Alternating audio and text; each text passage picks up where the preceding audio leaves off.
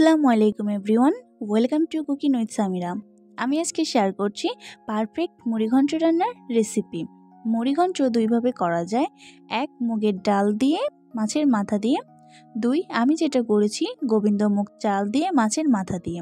তো আমি আজকে এই রেসিপিটাই তোমাদের করে দেখাচ্ছি একদম পারফেক্টভাবে, কীভাবে রাইসটা অনেক ঝরঝরে হবে আর টেস্টটাও অনেক ভালো আসবে। তো চলো কথা না বাড়িয়ে লেটস স্টার্ট দ্য কুকিং। নিয়েছি কাতলা মাছের একটি মাথা। রেসিপিটি যে কোনো মাছের মাথা বা মাছ দিয়েও করা যাবে। তো মাছের মাথাটাকে আমি টুকরো টুকরো করে কেটে নিয়েছি, সঙ্গে একটা আলুকে 4 টুকরো করে নিয়েছি। দিয়ে দিচ্ছি হাফ চা চামচ হলুদের গুঁড়ো, হাফ চা চামচ লবণ। এবার মশলাগুলোর সঙ্গে মাছের মাথাটাকে ভালো করে মেখে নিচ্ছি। মাখা হয়ে গেলে আমি আলুটাকেও একইভাবে মেখে নিচ্ছি। কিছুক্ষণের জন্য রেস্টে রেখে দিচ্ছি। এর ফাঁকে আমি নিয়ে নিয়েছি 2 কাপের মতো গোবিন্দমুখ চাল। এবার আমি দিয়ে দিচ্ছি পানি, ভালো করে একটু ধুয়ে এভাবে ভিজিয়ে রেখে দেব 20 থেকে 30 মিনিটের জন্য। তো রেস্টে এভাবে রেখে দিচ্ছি। চলে গেলাম চুলায় একটা প্যান বসিয়ে দিয়েছি, দিয়ে দিচ্ছি তেলটা গরম করে নিচ্ছি। গরম হয়ে গেলে আমি মাছের মাথাগুলো একে একে দিয়ে দিচ্ছি। তো মাছের মাথাগুলো দেওয়া হয়ে গেছে, একটু নেড়েচেড়ে আমি মাছের মাথাগুলোকে ভেজে নিচ্ছি। ভাজা হয়ে গেছে, এবার আমি মাছের মাথাগুলোকে তুলে নিচ্ছি। তোলা হয়ে গেছে, একই তেলে দিয়ে দিচ্ছি আলুটাকেও আমি লাল লাল করে ভেজে নিয়েছি।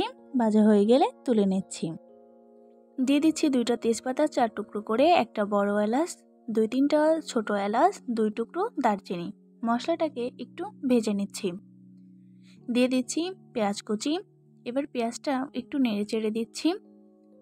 পেঁয়াজটা দ্রুত সেদ্ধ হওয়ার জন্য দিয়ে দিচ্ছি লবণ। এবার মশলাগুলোকে ভেজে নিচ্ছি। ভাজা হয়ে গেছে, দিয়ে দিচ্ছি হাফ চামচ আদা বাটা, হাফ চামচ রসুন বাটা, হাফ চা চামচ জিরা বাটা। এবার মশলাগুলোকে ভালো করে একটু ভেজে নিচ্ছি। দিয়ে দিচ্ছি হলুদের গুঁড়ো হাফ চা চামচ, মরিচের গুঁড়ো 1 চা চামচ, ধনিয়ার গুঁড়ো হাফ চা চামচ। ঝালটা আপনাদের পরিমাণ মতো দিবেন। আর আমি এখানে একটু গরম মশলার গুঁড়ো দিয়েছি সামান্য তেল। মশলাটাকে ভালো করে ভেজে নিচ্ছি। একটু পানি দিয়ে মশলাটাকে ভালো করে কষিয়ে নিচ্ছি।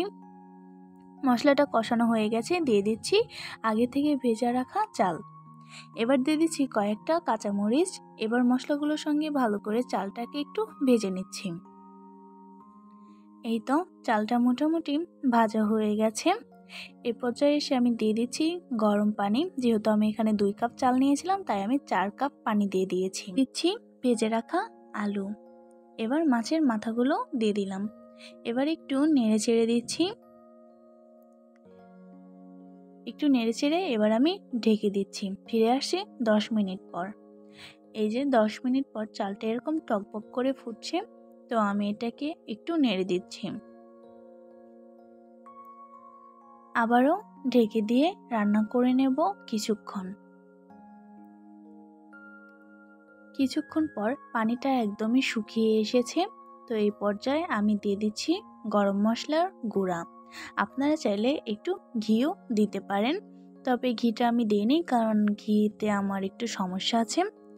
তো আমি এটাকে একটু নেড়ে চেড়ে দিলাম।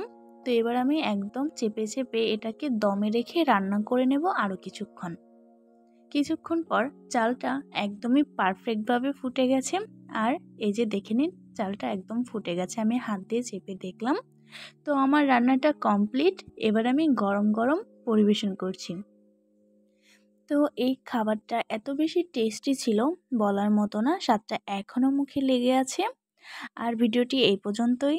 ভালো লাগলে একটা লাইক কমেন্ট শেয়ার করে দিও, পেজটি ফলো দিয়ে পাশে থেকো। আল্লাহ হাফেজ, দেখা হবে নেক্সট ভিডিওতে। ভালো থাকবে, সুস্থ থাকবে।